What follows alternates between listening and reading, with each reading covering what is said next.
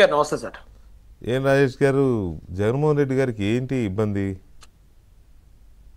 Sir అదే ఇప్పుడు మీరు చెప్తున్నప్పుడు వింటే నాకు ఆశ్చర్యంగా అనిపిస్తుంది సార్. ఎందుకంటే కోర్టు వారు బాబు నువ్వు 6.5 సంవత్సరాల నుంచి వాయిదాలకు రాలేదు, నువ్వు రావయ్యా అని చెప్పి కోర్టు వారు పిలవటం ఏంటి? దానికి ఈయన నేను రావడానికి కుదరదండి, నాకు కాళ్ళు లేదు, వస్తే ట్రాఫిక్ జామ్ అవుతుంది, మీరు జూమ్ లింక్ పంపించండి, నేను జూమ్లో జాయిన్ అవుతానని ఏదో ఇప్పుడు మీ డిబేట్కి మేము జాయిన్ అయినట్టు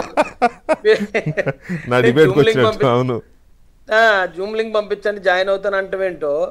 దానికి కోర్టు వారు మరి మౌనం వహించడం నాకు అర్థం కాలేదు. ఈరోజు సార్ ఇప్పుడు నాకు జరిగిన ఒక అనుభవం అండి. ఈరోజు నేను పిఠాపురం కోర్టుకు వాయిదాకి వెళ్ళాం సార్. 8 మంది మీద జగన్ గారు మా మీద కేసు పెట్టారు. ఇవాళ వెళ్ళొచ్చారా? ఇవాళ కోర్టుకు వెళ్ళొచ్చాం సార్ మేము. అయితే 8 మంది కూడా మేమేం ఆయనకిలాగా అక్రమాస్తుల కేసు కాదు సార్. ఒక దళిత రైతుకి 4 ఎకరాలు ఉంటే ఆ 4 ఎకరాలు ఈ జగన్ గారు ఇళ్ల స్థలాల పేరుతో లాక్కుంటే అతను చనిపోయాడు. మేము ధర్నా చేసి ఆ 2 ఆడపిల్లలకు 4 ఎకరాలు ఇప్పించాం. అది కేసు. ఆ కేసులో 8 మంది మీద పడితే సార్ ఈ రోజు 2 ఆబ్సెంట్ అయ్యారు. మా 8 మందిలో 2 ఆబ్సెంట్ అయ్యారని పిఠాపురం కోర్టు సార్, అది 1వ కోర్టు 2వ కోర్టు అనేది నాకు తెలియదు, కానీ పిఠాపురం కోర్టులో వాళ్ళిద్దరికి అరెస్ట్ వారెంట్ ఇచ్చారు గౌరవ జడ్జి గారు. NBW అండి, నాన్ బెయిలబుల్ వారెంట్. అలాంటి సంఘటనలు మేము చూసాం, ఈ రోజే చూసాం. అదే రోజు ఈ జగన్మోహన్ రెడ్డి అనే వ్యక్తి మేము ఒకటే అండి. అంటే రాజ్యాంగం ముందు చట్టాల ముందు మేమందరం ఒకటే. మీరు మహాసేన రాజేష్ కి జగన్మోహన్ రెడ్డికి డిఫరెన్స్ ఏం లేదు, కోర్టుల ముందు చట్టాల ముందు న్యాయం ముందు లేదు కదా సార్. అలాంటప్పుడు ఈయన మాకు జూమ్ లింక్ తో నేను జాయిన్ అవుతున్నానంటే నిజంగా చాలా ఆశ్చర్యంగా ఉంది సార్. ఇంకా నయం సార్, ఎందుకంటే ఆయన గురించి నాకు తెలుసు కాబట్టి నేను చెప్తున్నాను. ఏమంటే నేను రావాలంటే 10 కార్లు వేసుకు రావాలి, లేకపోతే సెక్యూరిటీతో రావాలి, ఆ జడ్జి గారినే మా ఇంటికి వచ్చామనండి అని అనలేదు సార్. అనే టైపు అలాగే ఉంటుంది, కరెక్టే. అలాగే అంటాడు ఆయన. ఆ జడ్జి గారిని మా ఇంటికి వచ్చామనండి. ఏముంది, మా పీపీ గారు ఒకరు నా తరపున వాదించే డిఫెన్స్ లాయరు గుమస్తా గారు వస్తే సరిపోద్ది కదా. ఎలాగో మా ఇంటి పక్కన నేను ఎప్పుడు సెట్ వేస్తా ఉంటాను, వెంకటేశ్వర స్వామి దేవాలయం సెట్ వేస్తాను, అలా కావాలంటే కోర్టు సెట్ వేసేస్తాను, కోర్టు సెట్ వేస్తానంటాడా, వేస్తాను, మీరు వచ్చేస్తే అయిపోద్ది.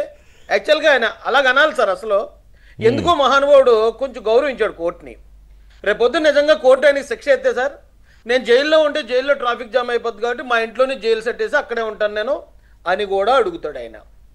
అయితే ఆయన అడగటంలో ఒకవేళ మన తప్పులు ఎదికే ముందు అసలు ఆయనకి ఎందుకు అంత ఎగ్జామ్షన్ దొరుకుతుంది?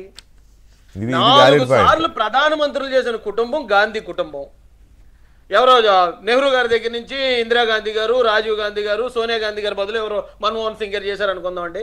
అలాంటి కుటుంబంలోని రాహుల్ గాంధీని కోర్టుకు పిలిపించగలిగినంత బలం ఉన్న ఈ కోర్టు వ్యవస్థ, అలాంటి రాహుల్ గాంధీకి కూడా 2 సంవత్సరాల జైలు శిక్ష విధించగలిగిన ఈ ఇంత బలమైన వ్యవస్థని ఒక్క జగన్మోహన్ రెడ్డి సవాల్ చేస్తున్నాడు సార్. గతంలో బ్యాంక్ ఆఫీసర్లను చూస్తూ ఉంటే లోన్ తీసుకున్నప్పుడు జనాలు అల్లిపోయేవారండి. కానీ ఒక్కసారి బ్యాంక్ వాళ్ళు ఆ కోటీశ్వరులకు లోన్లు రుణమాఫీ చేస్తున్నారంట అన్నప్పుడు ఇక ఎవరు భయపడ్డ మానేశారు. వాళ్ళకి లోన్లు మీరు అలా తీసేస్తారు, మమ్మల్ని అడుగుతారు అని చెప్పి చులకన అయిపోయారు. ఇప్పుడు కోర్టుల పరిస్థితి కూడా అలాగే వచ్చే పరిస్థితి ఉందండి. ఎందుకంటే కోర్టు అంటే ప్రతి ఒక్కరు భయపడతాడు, ఇప్పుడుగా భయం ఉంది.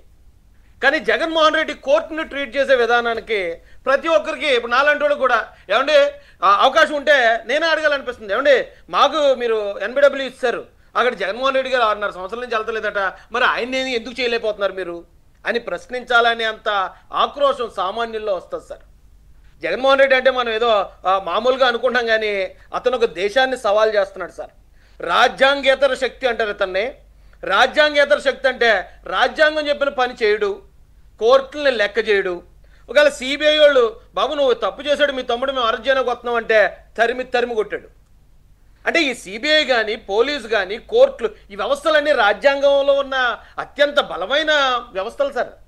ఇలాంటి వ్యవస్థలు చేతలు పడ్డాయి. మీ మాట నేనేదేంటి, మీరు చెప్తే నేను వచ్చేదేంటి, గెట్ లాస్ట్ అంటాడు సార్. అంటే ఒక రకంగా చెప్పాలంటే ఈ దేశం యొక్క సార్వభౌమాధికారాన్ని సవాల్ చేస్తున్నాడు. ఏం చేసుకుంటారో చేసుకోండి, సవాల్ చేస్తున్నాడు. కరెక్టే, దేశ సార్వభౌమాధికారాన్ని సవాల్ చేస్తున్నాడు, రాజ్యాంగాన్ని సవాల్ చేస్తున్నాడు, న్యాయ వ్యవస్థని సవాల్ చేస్తున్నట్టే అనుకోవాల్సి వస్తుందేమో మీరు అంటున్నారు. ఇక వెంకటేష్ గారు, ఇప్పుడు మామూలుగా ఈ జైళ్ళలో ఉండే ఖైదీలు, అది కూడా కరుడుగట్టిన